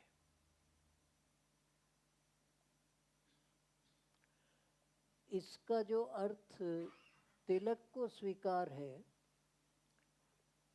तिलक भी इस श्लोक को बहुत महत्वपूर्ण मानते हैं, और वो इस श्लोक को कहते हैं ये कर्म योग की चतुसूत्री है। मेरे ख्याल से गीता का ये श्लोक आम बोलचाल में भी बहुत अधिक प्रयोग होता है। तो इसको तिलक महाराज कहते हैं कि ये कर्म योग की चतुसूत्री है।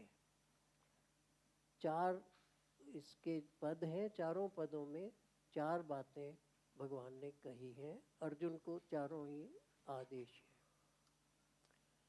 कर्म करने मात्र का तेरा अधिकार है। तू कर्म के अलावा तू कुछ कर ही नहीं सकता।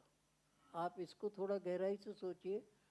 कुछ भी होता है, अच्छा हो बुरा हो, कुछ भी हो, तो पहला प्रश्न क्या उठता है, क्या करूं? मतलब कर ही सकता हूं मैं कुछ।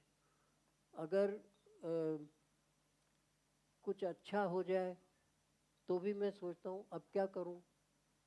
कुछ बुरा हो जाए तो भी मैं सोचता हूं क्या करूं। तो करने के अलावा हम और कुछ कर ही नहीं सकते। इस सेंटेंस से ही अपने आप इसका अर्थ मिल रहा है कि हम करने के अलावा कुछ कर ही नहीं सकते। तो उस करने का फल क्या होगा उस पे मेरा कोई अधिकार नहीं है। फल में तेरा अधिकार नहीं है। माँ फलेषु कदाचन। कर्म फल का हेतु मत बन। माँ कर्म फल हेतुर्भू। हेतु कारण को भी कहते हैं, लेकिन हेतु एक औजार को भी कहते हैं, टूल को। Don't become a tool of your actions.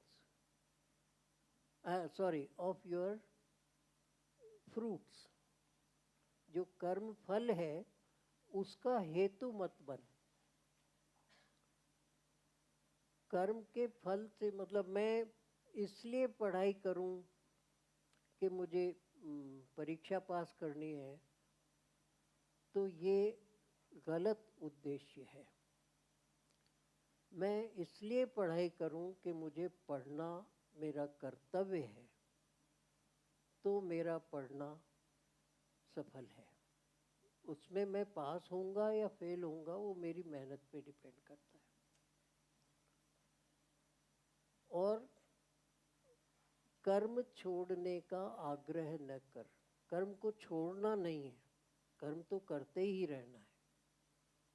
अब ये आगे भगवान इस पर 2 अध्याय लगा के स्पष्ट करते हैं कि कर्म करना जरूरी है और कर्म को छोड़ना नहीं है।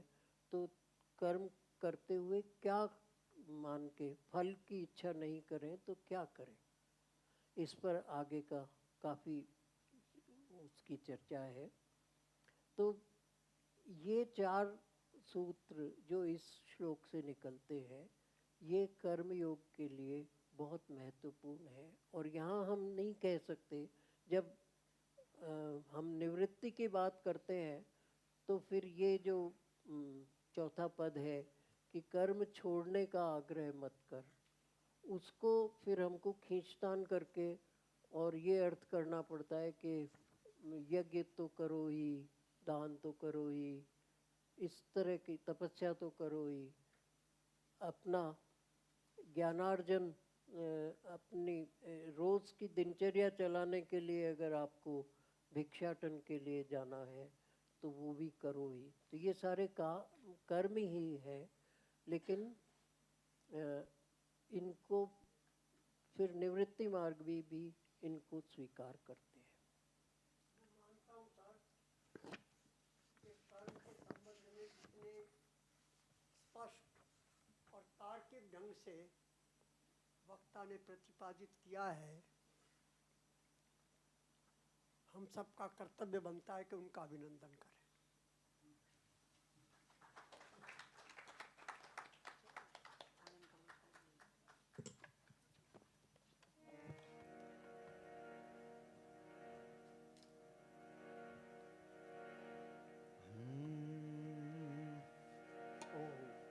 हरि हरि बोल, हरि हरि बोल, पहले गुरु जी हरि हरि बोल।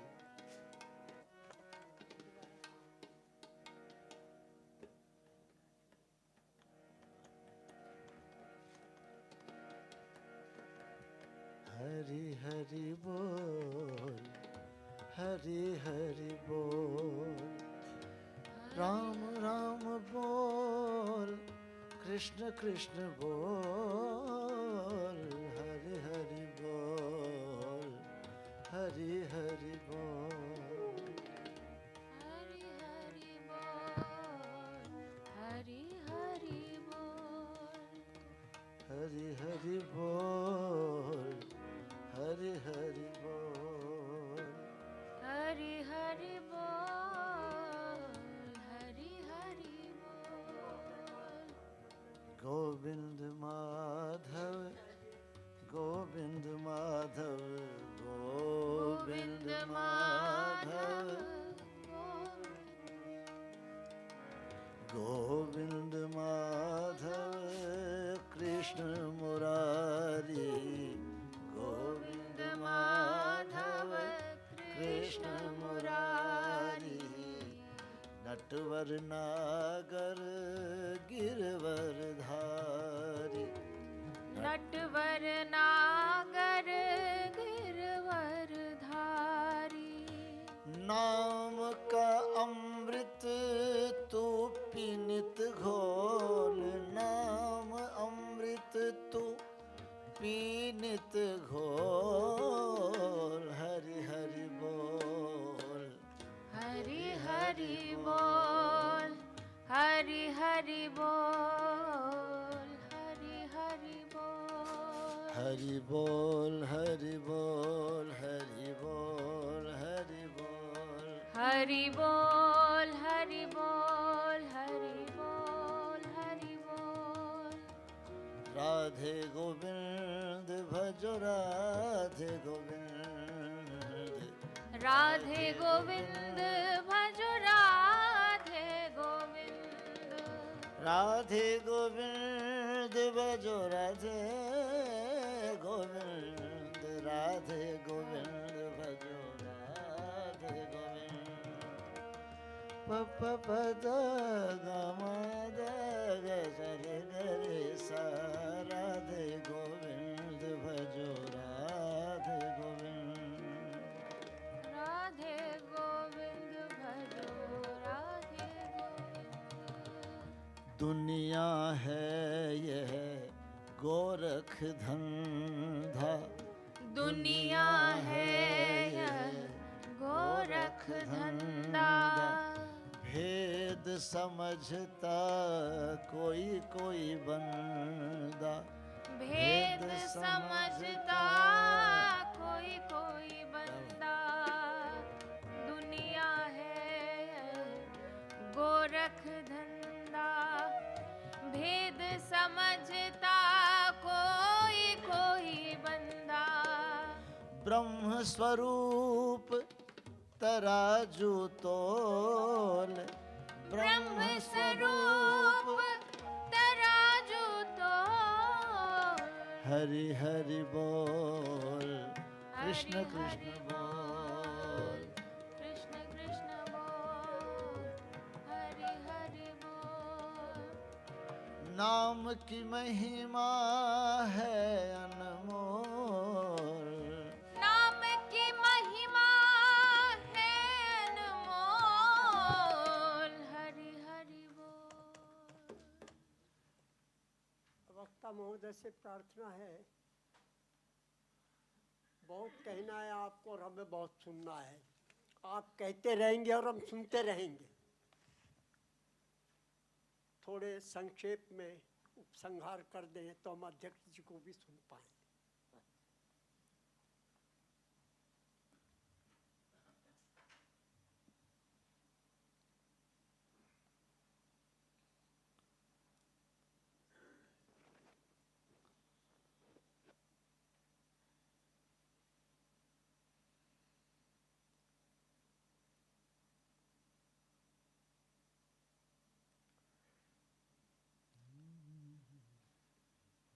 ये जो एक इंट्रोडक्शन हो गया कर्म योग का, वो उसके बाद से तिलक महाराज ने इस पुस्तक में जहाँ भी योग शब्द आया है उसके साथ ब्रैकेट में या अदरवाइज योग बराबर कर्म योग ये लिखा है। और पूरा इस शास्त्र का नाम भी उन्होंने कर्मयोग शास्त्र ही कहा है। मतलब इसके दोनों नाम हैं, भगवत गीता रहस्य और कर्मयोग शास्त्र।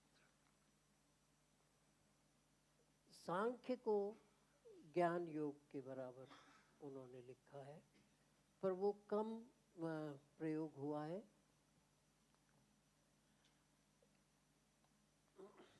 ये श्लोक अभी मैं थोड़ा जल्दी कर रहा हूँ इसलिए इन श्लोकों को हम छोड़ दें, पर इसमें एक बात आती है, नैव तस्य कृतेनार्थो, मतलब उसके करने का भी कोई अर्थ नहीं है। जो जिसने कर्मयोग को स्वीकार कर लिया और जो अपने आप में व्रत हो गया, उसको करने से भी कोई फर्क नहीं पड़ता और ना कृते नेह कश्चन, अगर नहीं करे तो भी कोई बात नहीं। इस पर एक प्रश्न उठा, यदि करना और न करना एक ही है तो फिर कर्म न करने का ही आग्रह क्यों? करने का भी आग्रह होना चाहिए। अगर करना नहीं करना बराबर है तो न करना श्रेष्ठ कैसे हो गया? ये प्रश्न किसने उठाया? ये भगवान राम ने उठाया है। योग वाशिष्ठ जो ग्रंथ है वहाँ पर ये प्रश्न आया है और ये तिलक महाराज ने पढ़ा उसको और उसको कोट किया है कि यदि करना और न करना एक ही है तो फिर न करने का आग्रह क्यों? उससे फिर कर्मयोग की पुष्टि होती है। एक और बात उन्होंने कही, जो अभी भी आसक्त लोग हैं जिनकी कर्मयोग में उतनी श्रद्धा नहीं है या जो कर्म के साथ लिप्त हो जाते हैं, अनासक्त भाव से जो कर्म नहीं करते हैं, उनसे जब आपका संपर्क हो और आप मान लीजिए कर्मयोगी हैं, तो उनकी हाँ में हाँ मत मिलाओ। मतलब सॉरी, उनकी हाँ में हाँ मिलाओ। जैसे कि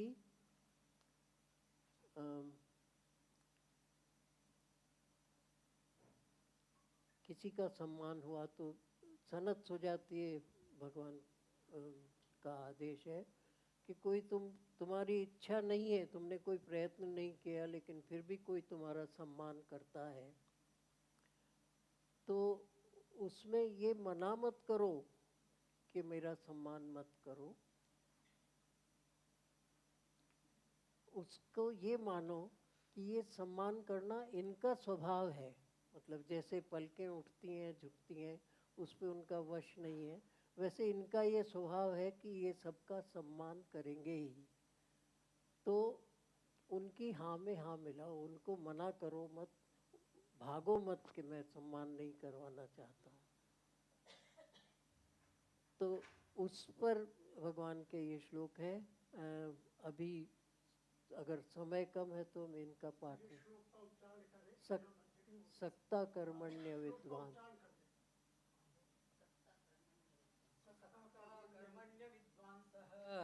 यथा कुर्वन्ति भारत कुर्याद् विद्वान् तथा सक्तः चिकीर्षुर्लोकसंग्रहम् न बुद्धिभेदं जनयेत् अज्ञानां कर्मसंगिनां जोषयेत् सर्वकर्माणि विद्वान् युक्तः समाचरन्।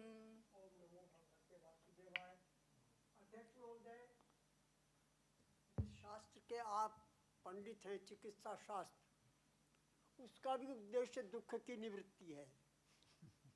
और आपको विश्वास दिला दूं, सारे भारतीय चिंतन का उद्देश्य भी दुख की निवृत्ति है। तो आप और हम दोनों एक ही नाव में सवार हैं। दुख त्रयाभिघाता जिज्ञासा तद अपघात के हेतु भारतु दर्शन यहाँ से चालू होता है।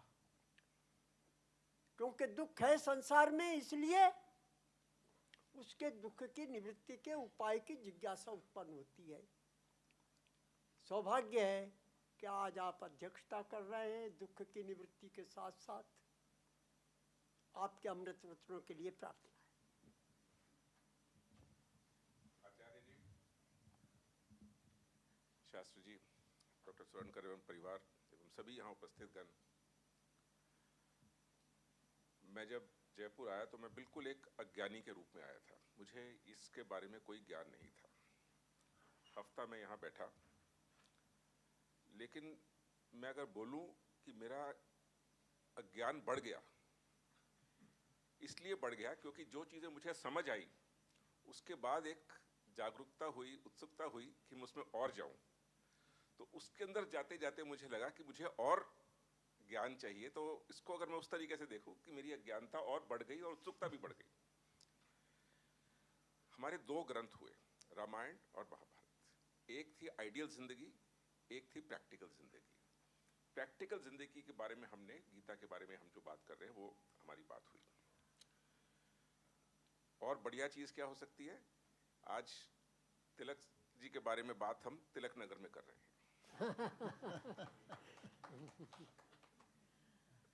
तिलक जी एक रेवोल्यूशनरी थे।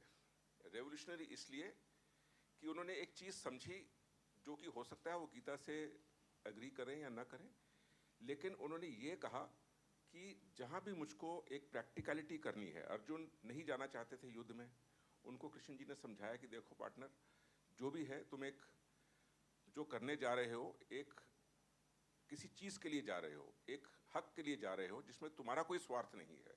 यहीं पे आकर के हमारा जो एक युद्ध का एक प्रिंसिपल है, दो आपस में देश लड़ते हैं, उनका आपस में जो योद्धा है उनका कोई स्वार्थ नहीं है, इसीलिए उनको 100 चीजें माफ होती है। अगर वो कुछ कर भी देता है तो उसे वो सजा नहीं होती। आज अभी सर ने बोला कि एक सर्जन होने के नाते तुम्हारा काम है, मैं भी चाकू उठाता हूँ, मैं भी चाकू चलाता हूँ, मैं भी चाकू से काटता हूँ, लेकिन उस चाकू के काटने का एक अलग संदर्भ है। और यही चीज जो थी उस समय तिलक जी ने एक बात गांठ बांधी थी। क्या बांधी थी कि अहिंसा का माध्य चल रहा था उस समय। गांधी जी ने कहा अहिंसा करनी है। अहिंसा ठीक है, लेकिन एब्सोल्यूट अहिंसा हो सकता है उनको लगे कि ये ठीक नहीं है हमारे आज़ादी के लिए। तो इसलिए उन्होंने लिमिटेड अहिंसा के बारे में बात की और लिमिटेड वॉर के बारे में बात की कि मैं उस समय अपने शस्त्र उठाऊं। और वही चीज़ उनको कृष्ण ने अर्जुन को समझाई थी कि तुम आज शस्त्र उठा रहे हो एक किसी के हक के लिए जहाँ पे तुम्हारा अपना कोई स्वार्थ नहीं है, इसलिए तुम उठा रहे हो। तो इस बात से अगर हम करें तो हमने एक प्रैक्टिकल जिंदगी जी। तिलक जी ने लिखा, ये जो ग्रंथ लिखा, जेल में बैठ के लिखा। उस समय के पॉलिटिशियन में बड़ी अच्छी बात थी, वो लड़ते थे, बोलते थे, जेल जाते थे, लेकिन जेल जाके लिखते थे, बहुत अच्छा लिखते थे। आज में वो चेंज आ गया है, मैं लड़ता हूँ, जेल जाता हूँ, लेकिन सोचता नहीं हूँ और लिखता नहीं हूँ। सो ये चीजें हमारी जिंदगी में एक चेंज लेके आई हैं।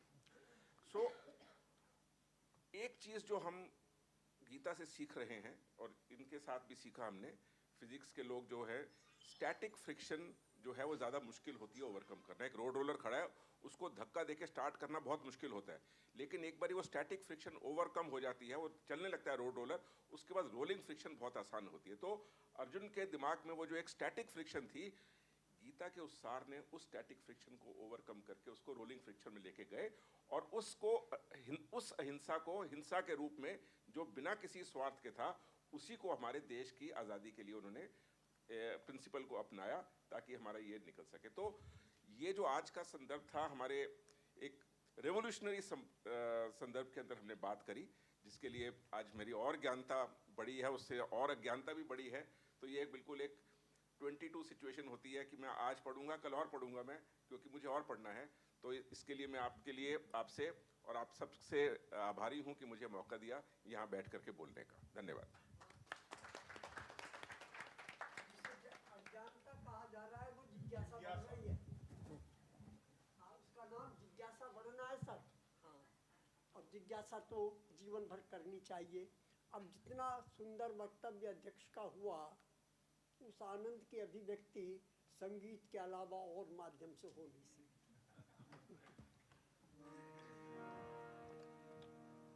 जन्म जाए बीता पढ़ो क्यों न गीता, जन्म जाए गीता पढ़ो क्यों न गीता, पढ़ो क्यों न गीता, सुनो क्यों न गीता, पढ़ो क्यों ना गीता, सुनो क्यों ना गीता। जन्म जाए बीता पढ़ो क्यों न गीता, जन्म जाए बीता, पढ़ो क्यों ना गीता। तू किस देश का है, कहाँ है तू जाएगा, तू किस देश का है, कहाँ तूने जाना, बुलाता तुझे कह के प्रभु मेरे पास आना, बुलाते हैं तुझको प्रभु मेरे पास आना, उसी की शरण लेके हो जा नचीता, उसी की शरण लेके हो जा नचीता, जन्म जाए बीता पढ़ो क्यों ना गीता, जन्म जाए बीता, पढ़ो क्यों ना गीता, पढ़ो क्यों न गीता, पढ़ो क्यों न गीता। मित्रों, कल के संबंध में मैंने कुछ सूचना कल दे दी थी, आज फिर दोहरा रहा हूँ। कल इसी प्रकार हम 8 बजे यहाँ इकट्ठे होंगे और डॉक्टर M.L. स्वर्णकार से ये सुनेंगे कि गीता को एक चिकित्सक अपने जीवन में किस प्रकार प्रयोग में ला सकता है। महत्वपूर्ण बात है, जिसका अर्थ यह है कि हम सब भी अपने अपने व्यवसाय में, अपने अपने कार्य में, सांसारिक कार्य में गीता का किस प्रकार विनियोग, एप्लीकेशन कर सकते हैं, वो इनका वक्तव्य तो हम सुनेंगे।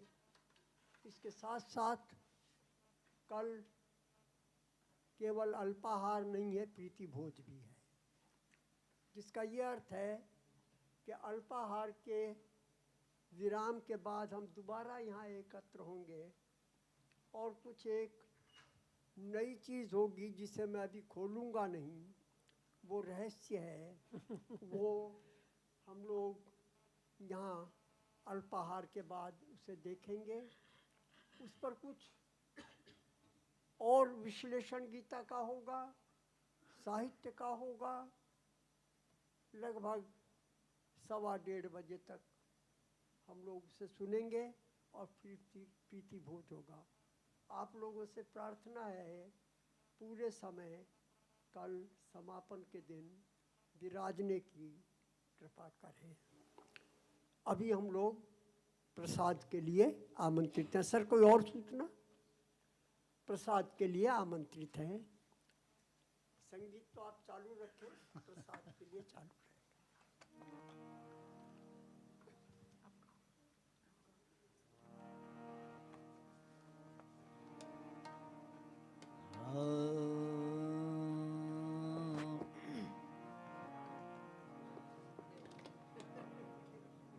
हरे राम राम राम हरे हरे, हरे राम हरे राम राम राम हरे हरे, हरे कृष्णा कृष्णा कृष्णा कृष्णा